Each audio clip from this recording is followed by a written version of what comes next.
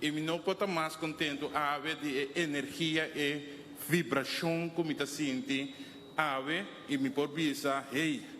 turismo tem futuro den ora me mira e houve na aqui energia e com contento e acaba com não começar braça e projeto e entusiasmo com não mira netamente ave riba dia internacional de turismo me está sumamente contente aqui não e me está hope emocional me digo para sombra por fim me está mira hey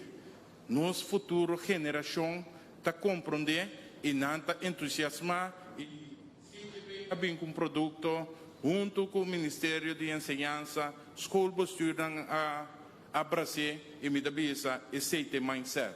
Ban cambia o mindset. Ban assim maneira e cabeça escola bisa nós cada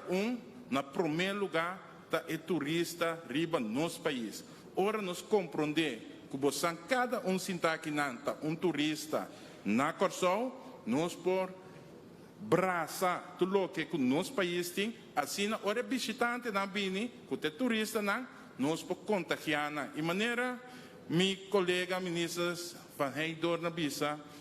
é sumamente importante para tudo que conosco sinha e tudo que conosco mira que trabalho bes para nós por identificar essa aqui e tá crítico não tem nada malo que nós bisa hey de uma forma decente maneira você anda assim na escola que o sistema é não tá bom para nossa assim ele outra na escola para sombra agora aqui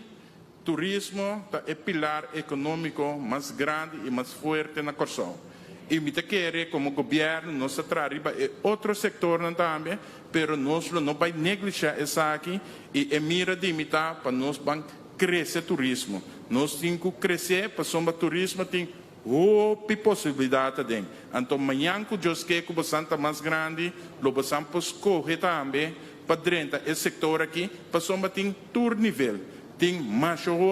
profissional que esse setor aqui está exigir para sombra e não está simplesmente mais a maneira sempre da cabeça bartender ou ainda com a direita limpia a câmara não é muito mais para sombra e forma que nós estamos turismo de nosso país está criar uma experiência